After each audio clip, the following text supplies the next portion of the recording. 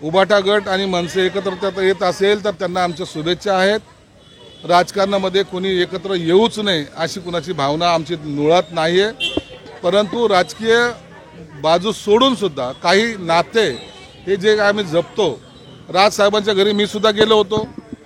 मला जर आज उद्या जर उद्धव साहेबांनी बोलतो मी त्यांनाही भेटायला जाऊ शकतो. हे राजकारणाच्या व्यतिरिक्त असलेला हा भाग आहे. म्हणून राजसाहेब सुद्धा मुख्यमंत्री देवेंद्र फडणवीस साहेबांशी सुद्धा भेटतात, एकनाथ शिंदे साहेबांशी सुद्धा भेटतात.